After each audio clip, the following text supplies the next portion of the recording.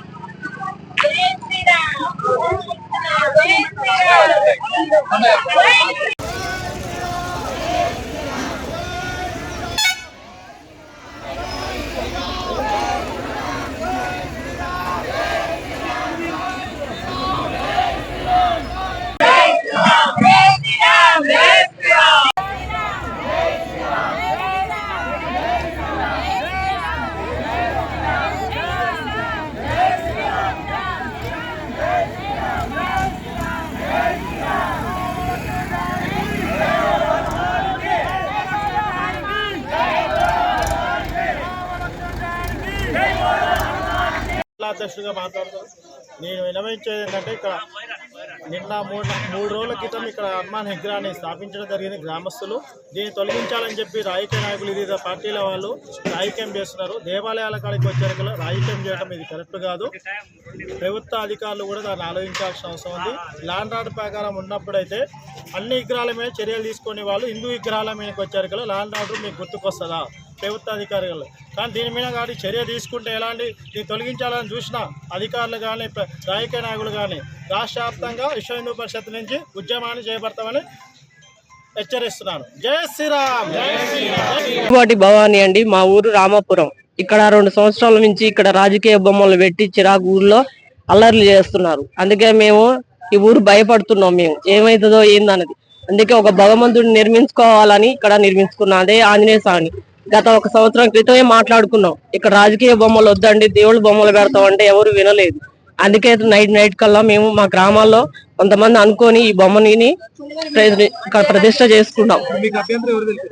రాజకీయ నాయకులు ఊళ్ళో వాళ్ళు అభ్యంతరం తెలిపారు. తీసేయాలనంటే మేము తీసేయొద్దని ఇక్కడ కూర్చొని ధర్నాలు చేసుకుంటున్నాం. అండి రాజకీయ నాయకుల వల్ల అయితే మనకి అన్ని గొడవలు సమస్యలు వస్తున్నాయి. అదే భగవంతుడి వల్ల అయితే ఏ సమస్యలు ఉండవండి. గ్రామం కూడా మంచిగా ఉంటది, భయాలు ఉంటున్నాయి, మాకు అన్ని ఇబ్బందులుగా ఉంటున్నాయి బయటకు వెళ్ళాలన్నా. అదే ఆంజనేయ స్వామిది అయితే ఏ ఇబ్బంది ఉండదు. ఒక భగవంతుడు అన్నది మేము పెట్టుకున్నాం అండి. ఇక్కడ ఇది మాత్రం ఒక సమస్య లాగా చేస్తున్నారు. భగవంతుడిని తీసేయాలని అంటున్నారు. దేనికి తీసేయాలి? తీసేస్తే వెనక రాజకీయ బొమ్మలన్నీ తీసేయాలి అని వాళ్ళు ఇష్టం వచ్చినట్టుగా మాట్లాడి తీసేస్తాం, మేము క్రేన్లు తీసుకొస్తాం అని అంటే, ఈ రోజు మహిళా సంఘాలందరం ఇక్కడ కూడి మనం ఒక ప్రతిష్ట చేసుకున్నాం, అయిపోయింది, దేవుని పెట్టుకున్నాం. అది వాళ్ళ ఇష్టం, రాజకీయ బొమ్మలు వాళ్ళ ఇష్టం. మేము మాత్రం ఈ ఇక్కడ ఆంజనేయ స్వామిని అయితే తీసేసేదైతే లేదు. స్వామి బోధానంద గోసేవ ఆశ్రమం సైథాపూర్. జ్యోతిష్యం, వాస్తు శాస్త్రం మన పూర్వీకులు మనకిచ్చిన వరం. దుర్గాదేవి, కాలభైరవ ఉపాసనతో వాక్సిద్ధి పొందిన శ్రీ శ్రీ బోధానందగిరి స్వామివారు మీకు ఎలాంటి సమస్యలున్నా, వాటిలో ముఖ్యంగా ధన నష్టం, ఆరోగ్య నష్టం, భార్యాభర్తల మధ్య గొడవలు, ప్రేమించుకున్న వారు దూరం అవడం, ఎన్ని సంబంధాలు వచ్చినా పెళ్లి ముడి పడకపోవడం, రోడ్డు ప్రమాదాలు, అప్పుల బాధలు, వ్యవసాయంలో నష్టాలు, పెద్దల మాట పిల్లలు వినకపోవడం, ఆరోగ్య శాంతి, గృహశాంతి, మనశ్శాంతి లేకపోవడం, ఇలాంటి సమస్యలు ఉన్నట్లయితే ఒక్కసారి స్వామీజీని కలవండి. మీ సమస్యలకు తగిన పరిష్కారాన్ని పొందండి. అంతేకాక అన్ని రకాల వ్యాధులకు గోపంచకవ్య మరియు మూలికా వైద్యం చేయబడును. నమ్మకంతో రండి, ఆయురారోగ్యాలతో వర్ధిల్లండి. మా అడ్రస్ స్వామి బోధానంద గోసేవ ఆశ్రమం, సైథాపూర్, వీరభద్రస్వామి గుడి దగ్గర, యాదగిరిగుట్ట. సంప్రదించవలసిన నెంబర్ 9849213754 మరియు 9618034138.